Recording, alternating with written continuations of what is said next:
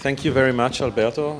Thanks to all the speakers who kept really within their time, because it was important for me that since this is the second panel, that we'll have some time at least for a discussion. I'd like just to draw together, I think, some of the issues that have been mentioned in the first panel and in the second panel. I think Ambassador Stanley has promoted the idea that Europe is a community of values, while Edith Chanukka has presented it as a patriotism of quality of life. And I think there's a quite interesting discrepancy there. So to what extent is multiculturalism an expression of a set of values, and to what extent, especially when you relate it to migration, is it really an expression of an attempt to keep a certain quality of life? Now, Alberto Spektorovsky has pointed to the fact that this can't really be kept up very well when the immigrants who come in large groups to Europe say, okay, if you want us, you have to change too. Because this creates the conflict between the values on the one hand and the quality of life on the other hand. We have heard, I think, earlier today that multiculturalism in the way we have it in Europe has kind of, we can sort of trace it back perhaps to an earlier period of Christian values.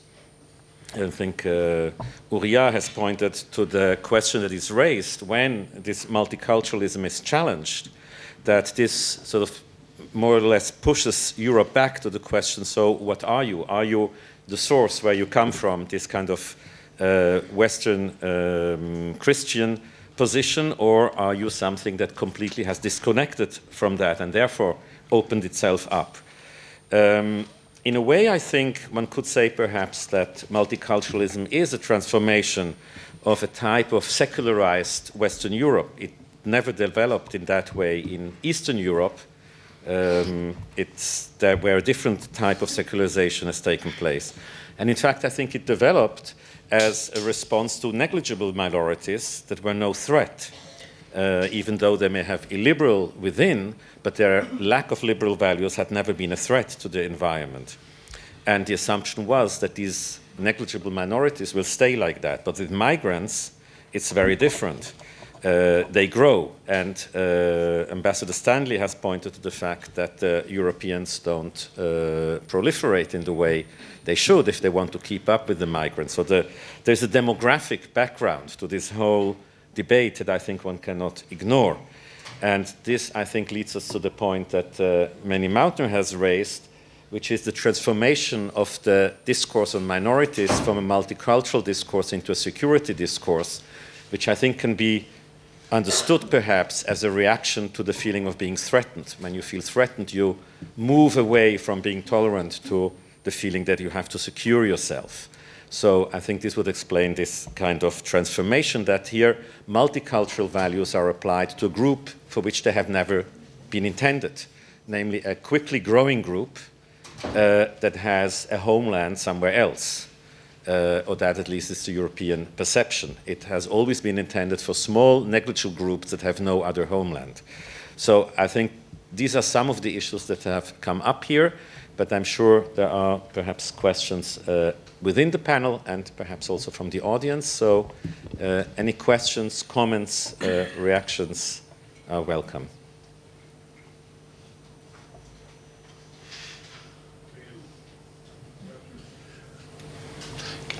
Yes, please. Can I speak here? Yeah, sure. I just want to make one clarification with regard to a comment you just made when you suggested that I was, with regard to the demographic challenge, talking about the slow pace or the insufficiently rapid pace of reproduction in order to keep up with the immigrants. No, my point is I'm completely neutral whether it's keeping up with immigrants or not. It's keeping up with the ability to sustain our social security systems. And so I was not trying to make pass any judgment with regard to the ethnicity, but just simply the demographic, economic sustainability of what is a fundamental element of our economic model. Okay, thank you for the correction. Yes, please. Well, I don't know if I would be able to really express myself well, because I have a lot of feelings, reactions within myself.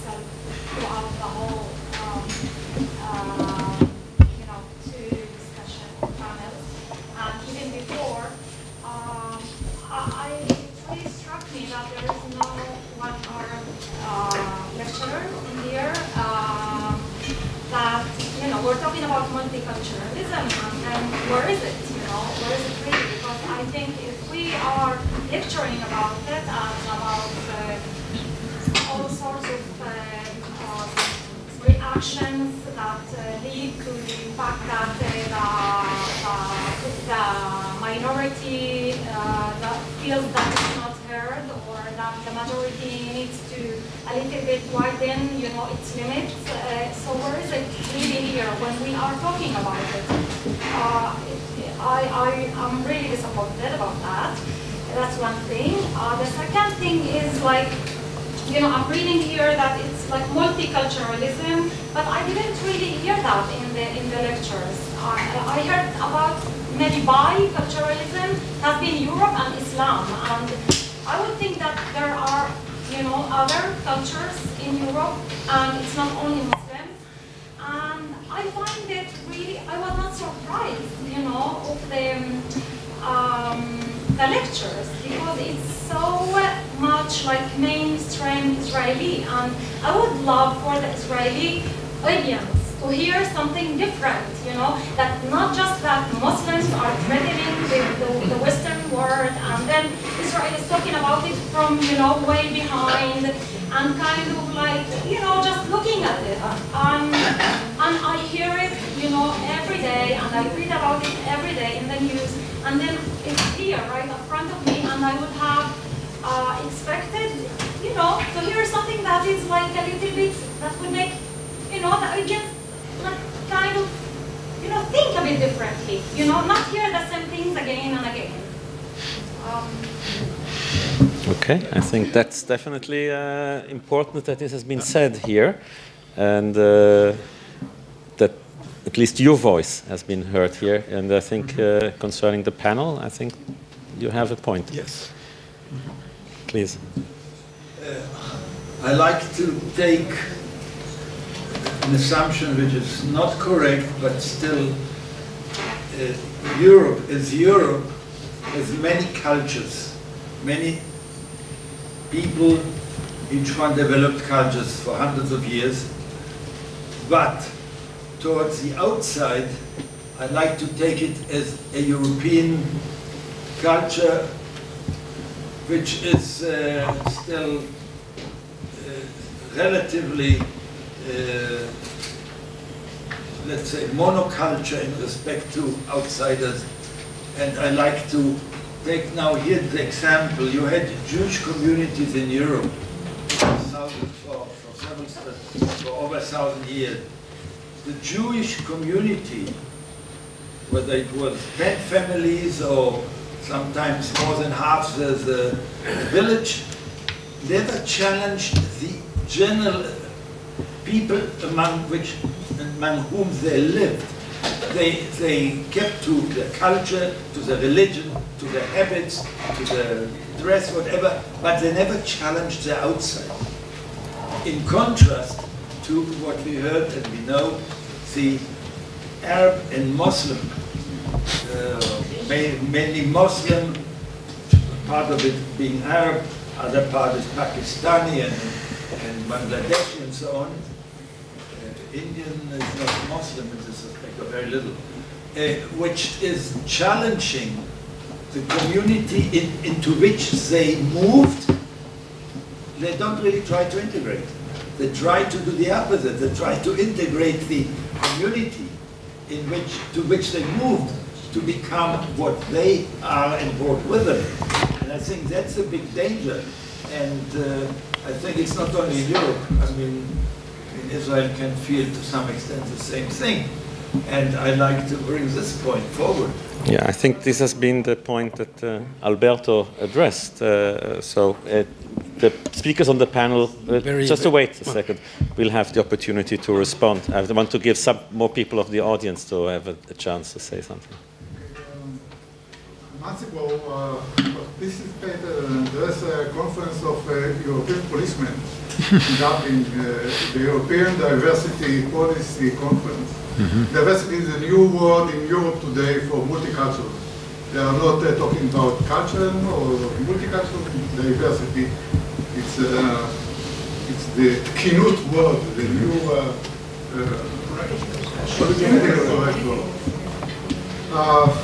and the British participant, the British policeman, talked about study case in Nottingham, and he talked about what they are going to do there and what they are, how they try to participate together and to try to integrate the 4 classes of minorities they have there in Nottingham. And he talked about they have to share, or they have to have shared values, as Mr. Ambassador told.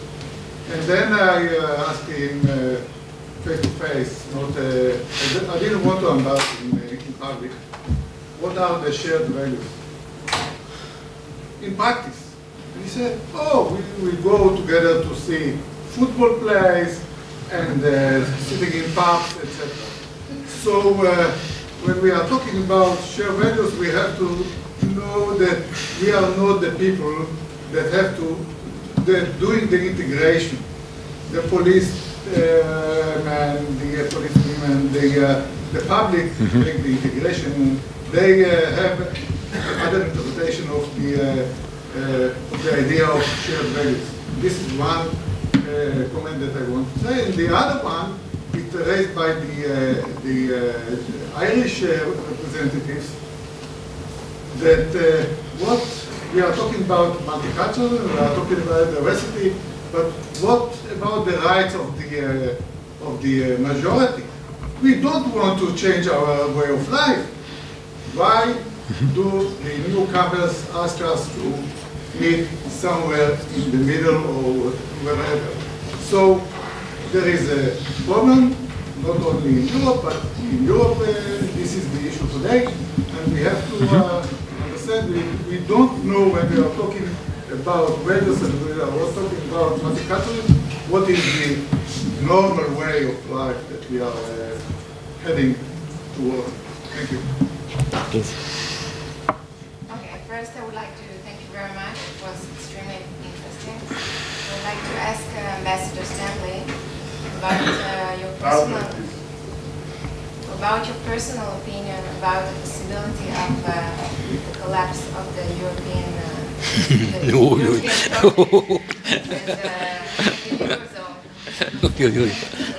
That's a tough one. Okay, please, one more comment. How many hours do we have?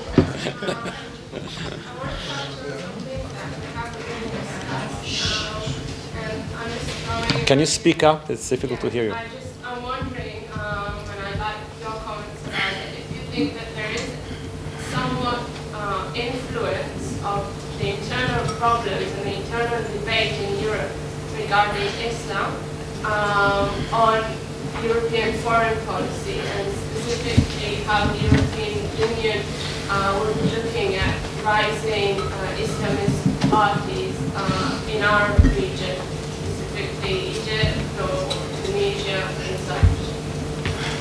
Okay, thank you. Okay. 2 more comments then. Just to add to the forward comments on Jews or the European Jewish communities in all this context, the question raised by Dr. Hanukkah was, is there, and your answer was no, a rising European identity. And there is, I'd like just to add that there is a parallel question among Jewish communities. Would there be, or can there be, a joint Jewish-European community now that it is open, now that they are a part of a European German project? You can see institutes being built up, such as the European Jewish Congress.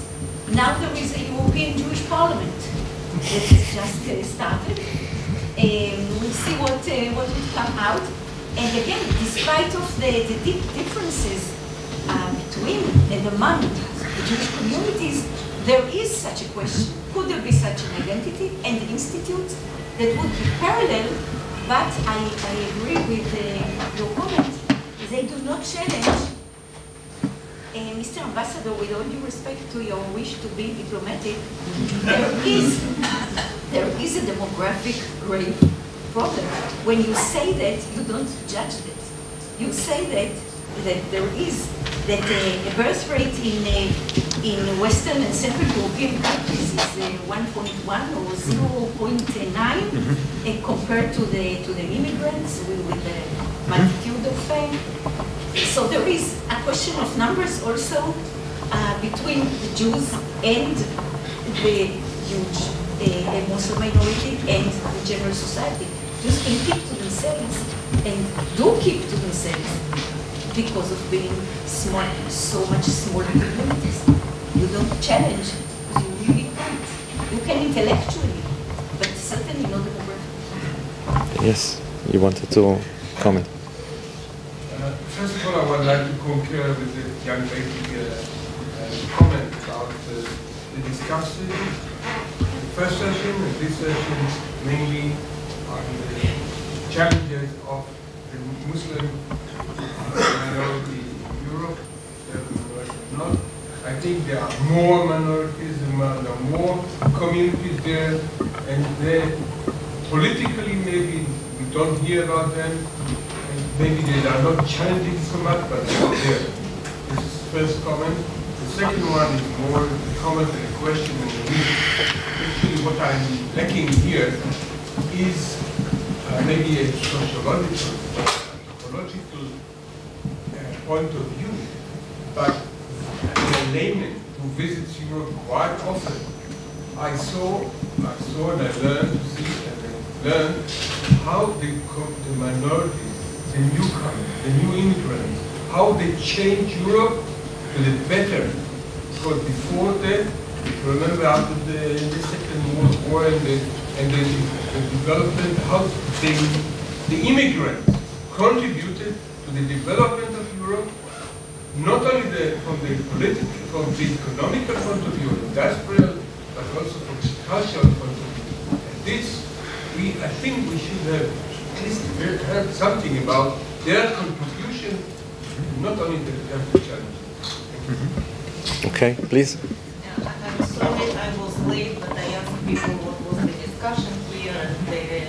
No, you can only ask the question to what you heard, not to what other people told you. Nobody mentioned the Russian-speaking community, and it's more than 1 million Russian-speaking community here, almost equal the Arab community here, and it's a lot of Russian-speaking immigrants or immigrants from former Soviet Union in Europe, and I know that there are some division even between Jewish Russian-speaking immigrants in Germany, between the German Jews and Russian Jews.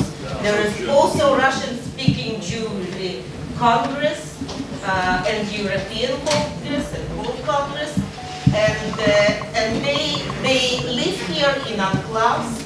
They have their own. They develop their own infrastructure. They have the shows, their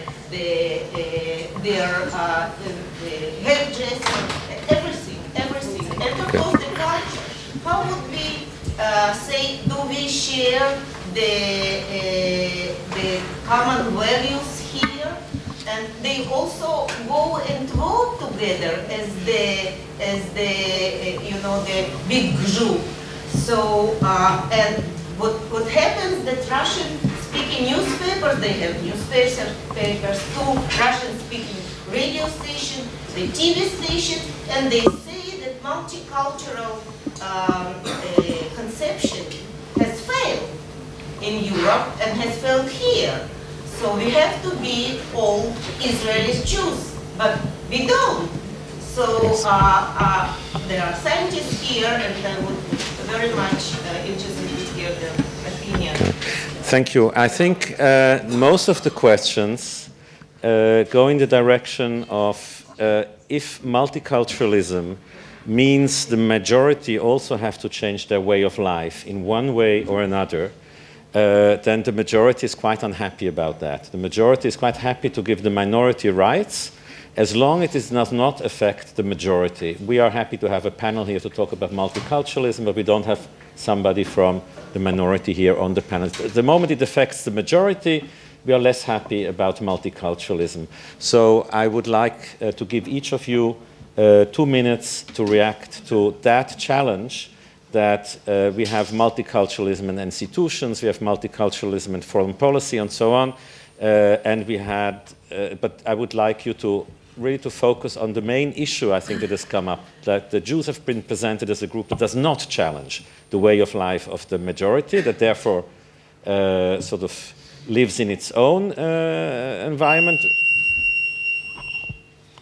Whether that's true or not is another issue, but the main question I think that has been raised in very different ways is, does multiculturalism really flounder on the issue of the challenge to the majority? The majority is very tolerant to the minority as long as this doesn't really involve costs to the majority. So what about this issue? How do you see this coped with in Europe today?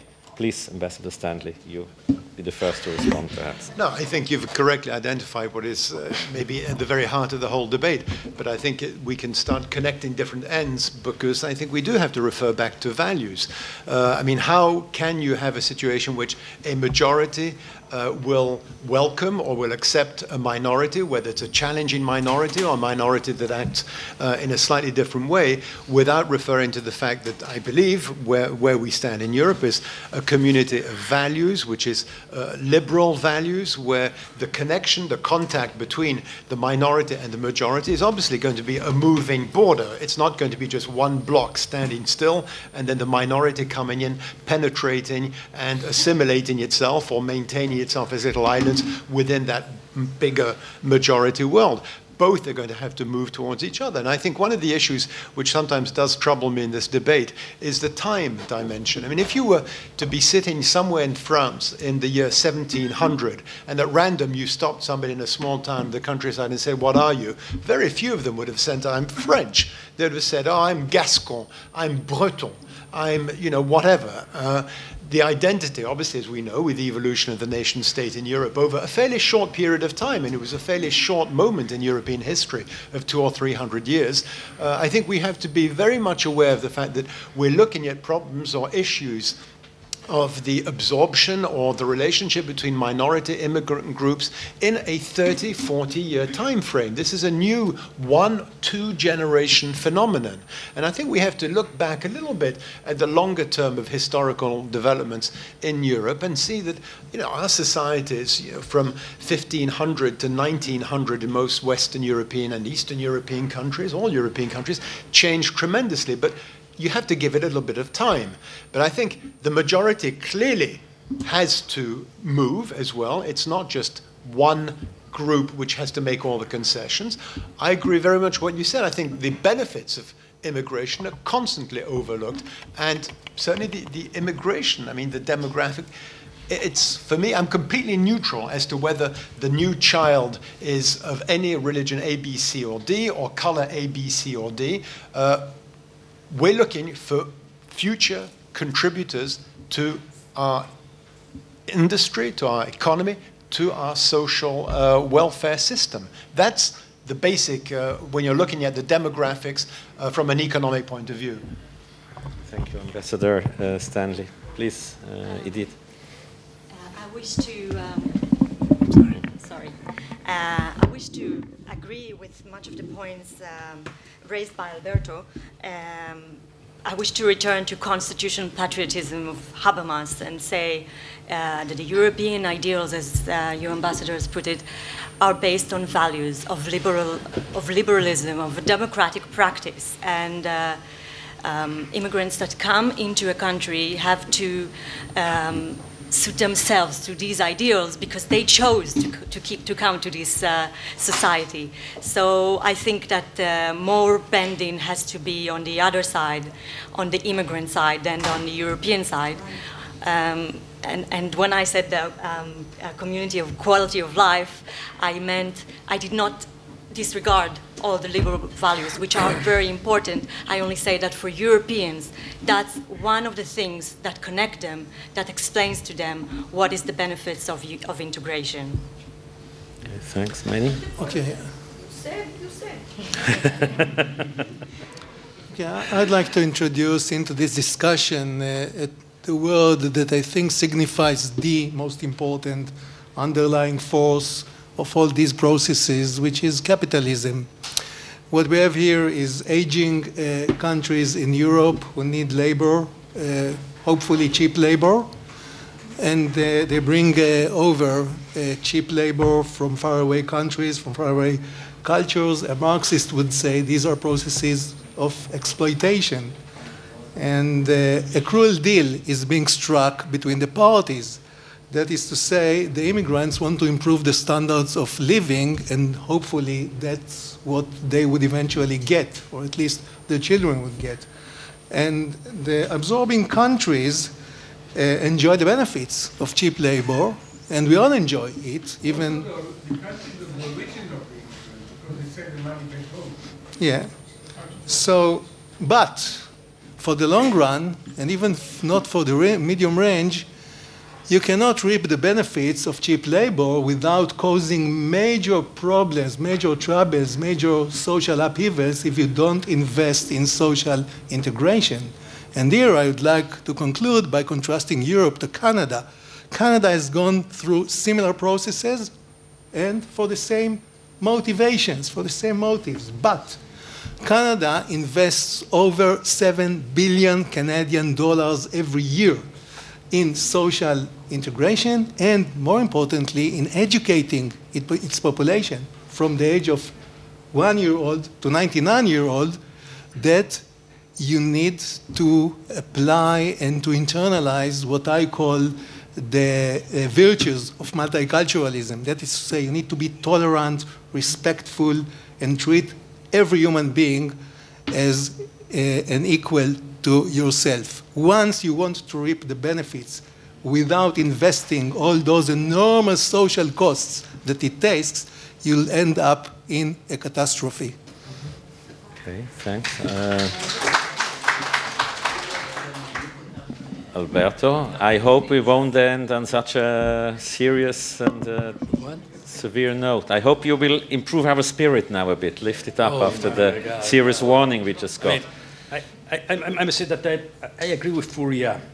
I mean, multiculturalism, there are different cultures, groups, and whatever, but the issue of multiculturalism has, became an issue in Europe because of Islam. That's true. I mean, this is for bad, wrong, good, whatever reason, but this is a simple truth. Now, why is that the case? Because other communities, the Portuguese in France or Italians in there and people from there, the Jamaicans, or whatever, they didn't challenge. That's simply the case.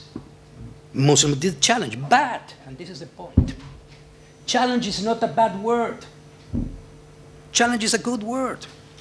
You can challenge theoretically, and obviously one of the best or the most important debates in Europe in the last 10 years by Tariq Ramadan and others are Muslim guys. I mean, they're Muslim people that have provoked different debates that open, you can say open the mind, but opening the mind doesn't mean that I accept your position. This is the problem. I mean, one thing is you challenge, you open the debate, you're heard, you are being debated, and at the end of the day, is happening what's happening with Tariq Ramadan. Thank you very much for what you say, but no. It's okay. That's the point. That's the point. But the debate has been provoked by him, by Tariq Madoud, by different other Muslim intellectuals. Very clear. Okay, this is one. The second point. Roughly and very, even very superficial, because I have no time. And Dina knows the Jewish case very well. I mean, the problem in Western Europe is that Jewish people or Jewish were accepted by the liberal statement. They were the babies of the liberal revolution. I mean, the integrated Jew or the assimilated Jew were part of the fabric of the republic. Okay? Obviously, they are brown, they are, who rejected it? The ones that rejected the republic, let's say in France as a case, the ones that rejected the democratic republic, they also were anti-Semites, direct anti-Semites. I mean, the question of the Jew was the case of the Republic, making a Jew a citizen, an integrated citizen. What's happening today, for good or wrong, is that Muslims are not becoming a problem for the radical right, are becoming a problem, what you have said too, are becoming a problem for liberals. That's the point. That's the point that is happening now in Europe. While Jews were the baby of the liberals, the Muslims are a problem, are a challenge, which doesn't mean, again, that the challenge is a wrong thing. It's good, but it's making liberals think again and try to give answers. But that's the basic truth. I'm sorry that I'm, an Israeli coming up and not belonging to a Muslim minority to be part of the panel, but this is the way it is. This is how basically we talk with them, we understood, we read them. They have great points, and they are responded. That's the basic thing, nothing more. Okay, thank you very much. Thank you to all the members of the panel and to the audience for your attention. Thank you very much.